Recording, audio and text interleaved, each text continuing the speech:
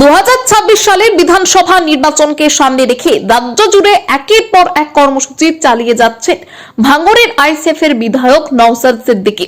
উত্তরবঙ্গ থেকে শুরু করে দক্ষিণবঙ্গ, হারোয়া থেকে হুগলি, উত্তর 24 পরগনা থেকে দক্ষিণ 24 পরগনা, পশ্চিমবঙ্গের প্রায় প্রতিটি প্রান্তেই আইএসএফ এর কর্মসূচিতে চোখে পড়ছে মানুষের ঢল। রাজনৈতিক মহলের একাংশের মতে এই বিপুল সমাগম আগামী নির্বাচনে আইএসএফ এর সম্ভাবনার দিকে ইঙ্গিত করছে। যদিও ভোটের ফলাফল কি হবে তা সময়ই বলবে। আজ দক্ষিণ 24 পরগনা জেলার কুলপি বিধানসভার অন্তর্গত ঈশ্বরীপুর ফকিরপাড়ায় অনুষ্ঠিত হলো আইএসএফ এর এক অধিকার সমাবেশ।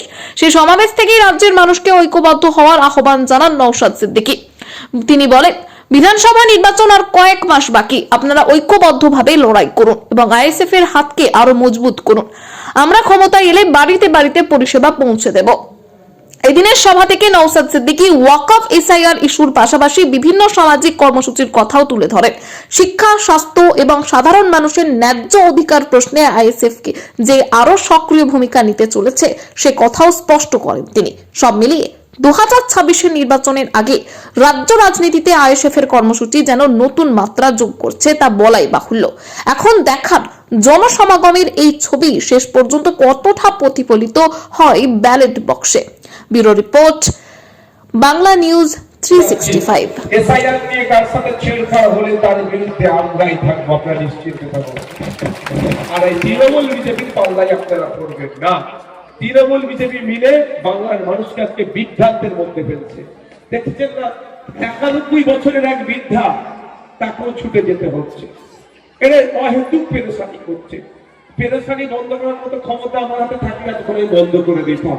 দেখ, আগামী দিনে যদি সুযোগ দেন এই ধরনের পেরেশানি বন্ধ করার, সমস্যা বন্ধ করার, সেটা করা যাবে। আমি আপনাদের বলি, এসআইআর নিয়ে কতজনের নাম বাদ করেছে আপনারা জানেন? এখন পর্যন্ত 58 লক্ষ মানুষের নাম বাদ করেছে। এবার আপনি বলুন, আপনার বুথের কার নাম বাদ করেছে? কোন বৈধ ভোটারের নাম বাদ করেছে? এই 58 লক্ষ কারা? Delete, shift are absent. মারা গেছে, অনুপস্থিত মানে ভোটার লিস্টে নাম আছে তার কোনো অস্তিত্ব নাই। যারা মারা গেছে তাদের নাম বাদ গেছে, যারা ভোটার লিস্টে আছে তাদের কোনো অস্তিত্ব নয়। 3 নম্বরতে শিফটে ধরেছে। অর্থাৎ এই আমাদের কুলপি বিধানসভার একটি মেয়ে বিয়ে হয়ে তো আপনার এটা হতে পারে না। নতুন সরকার আনবে, নতুন সূর্য উদয় হবে, নারী তার অধিকার দিয়ে মাথা তুলে বাঁচবে, কর্মসংস্থান তৈরি হবে, শিক্ষিত বেকার যুবক যুবতীদের ছন্দ হয়ে ঘুরতে হবে না। 550 টাকা ফর্ম ফিল আপ করবে, চাকরির ব্যবস্থা হবে। চাকরির ক্ষেত্রে কোনো 15 লক্ষ টাকা ঘুষ দিয়ে অ্যাসিস্ট্যান্ট থাকবে না। সম্পূর্ণরূপে মেধার ভিত্তিতে চাকরি পাবে। এই সূর্য আমরা বাংলাতে আনতে চাইছি। এই সূর্য, এই সমাজ ব্যবস্থা আমরা একা আনতে পারবো না। যদি আপনারা সহযোগিতা করেন, আপনাদের সাথ না পেলে আমরা একা আনতে পারবো না। আজকে আমরা আসছি, পুলিশ বন্ধুরা আমাদেরকে যে নিরাপত্তা দিচ্ছে একটু খোঁজ নিয়ে দেখতে হবে। এই পুলিশ কিন্তু আপনার আমার পরিবারের বাইরে নয়। এই একটা পুলিশ 8 ঘন্টার বেশি ডিউটি করছে। আমরা সেই সমাজ ব্যবস্থা আনবো। 8 ঘন্টার বেশি ডিউটি করবে না, কেন্দ্রীয় সমাহারে দিয়ে ব্যবস্থা করব এবং পুলিশের যে শূন্য পদ আছে সেইগুলো আমরা বাড়াবো। এই সমাজ ব্যবস্থা আনবো। আপনারা যদি সাথ দেন, স্কুলে শিক্ষার পরিকাঠামো ফিরিয়ে আনবে। আপনারা যদি সাথ দেন, এখানকার মানুষকে কলকাতায় গিয়ে ট্রিটমেন্ট করতে লাগবে না। আপনারা যদি সাথ দেন, রাজ্যের মানুষকে জেলা থেকে শহরে এসে ট্রিটমেন্ট করার প্রয়োজন লাগবে না। আপনারা ট্রিটমেন্ট করতে গেলে কলকাতার PG hospital, RG Kar hospital, Chittaranjan, বিভিন্ন বড় বড় হসপিটালে যেতে হয়, অন্যথায় বেসরকারি হসপিটালে গিয়ে ট্রিটমেন্ট করতে হয়।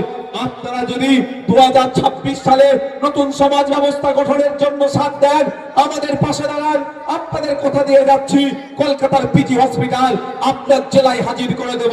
কলকাতা এনআরএস আপনার জেলায় হাজির করে দেবো।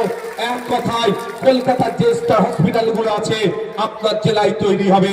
5 বছর সময় পাওয়া যায়, আমি কথা দিয়ে যাচ্ছি, একবার যদি আমাদের সুযোগ দেন এই সমাজ ব্যবস্থা আমরা বদলাবো, আমরা নতুন সিস্টেম আনবো, যেই সিস্টেমে গ্রামের মানুষকে কলকাতায় শহরে গিয়ে ট্রিটমেন্ট করতে লাগবে না। কলকাতার পিজি হসপিটালের মতো বড় হসপিটাল মালদাতে, মুর্শিদাবাদে, দিনাজপুরে, উত্তর 24 পরগনায়, দক্ষিণ 24 পরগনায়, বাঁকুড়া, পুরুলিয়া, ঝাড়গ্রামের মতো প্রত্যন্ত জেলাতে একটা একটা করে বছরে আমরা একটা করে তৈরি করবো। হিন্দু মুসলমানের বিভাজনের রাজনীতির ফাঁদে যদি পড়ে যায়, আপনার আমার অধিকার যদি আমি ভুলে যাই, আমার আপনার বাড়ির ছেলেটা যে প্রাইমারি স্কুলে যাচ্ছে ফিরে আসবে, শিক্ষা সে পাবে না, হয়তো একটু মিড ডে মিল খেতে পাচ্ছে, কিন্তু ভবিষ্যৎ ধ্বংস হচ্ছে।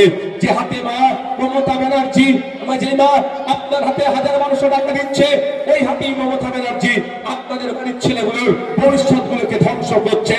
তাই 1000-1200 পরে হবে, আওয়াজ তুলুন, স্কুলে শিক্ষক চাই, ডাস্টার চাই, টেবিল চাই, চেয়ার চাই, স্কুলে শিক্ষার পরিকাঠামো ফিরাতে হবে।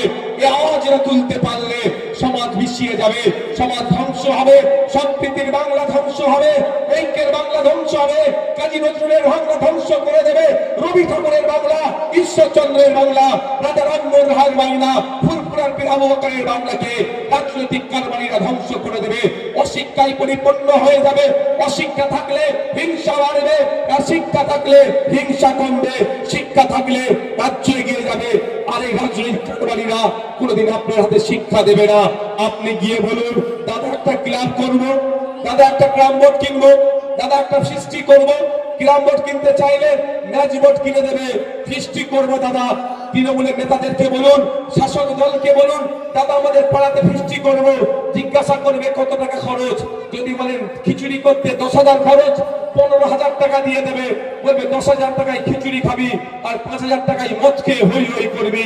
কিন্তু সেই দাদাকে যদি গিয়ে আপনি বলেন, দাদা আমাদের পাড়ার প্রাইমারি স্কুলটাতে 200 জন ছাত্র, 1 জন টিচার বা 2 জন টিচার, বা দাদা 4টে ক্লাসে আমরা গিয়ে দেখেছি চক নেই, ডাস্টার নেই, টেবিল গুলোয় চেয়ার নাই, আমাদের বাচ্চাগুলোকে মেঝেতে বসতে হয়।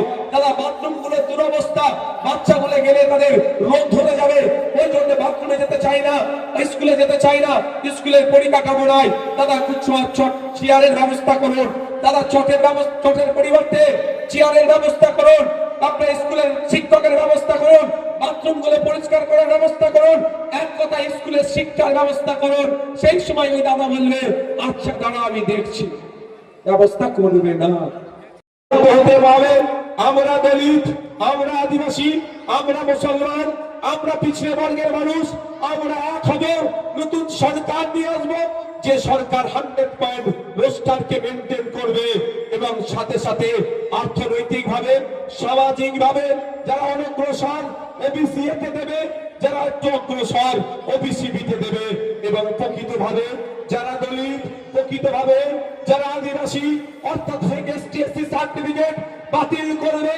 অ্যাকচুয়াল যে মুসলমানের সংরক্ষণে আনা দরকার তাদেরকে সংরক্ষণ করবে। যে দলিত ভাই, যে আদিবাসী ভাই প্রকৃত হয়, তার চাকরি এতদিন বাতিল হচ্ছে, সেটা বাতিল করে নতুন সরকার আসবে, নতুন সূর্য উদয় হবে। প্রকৃত এসটি, প্রকৃত এসসি এবং মাইনরিটি যারা আছে তাদের ওবিসি সার্টিফিকেট তৈরি হবে, 100% রোস্টার মেরে তাদেরকে উচ্চ শিক্ষায় সংরক্ষণ এবং চাকরির ক্ষেত্রে ব্যবস্থা করা হবে। সেই সরকার আমাদেরকে আনতে হবে।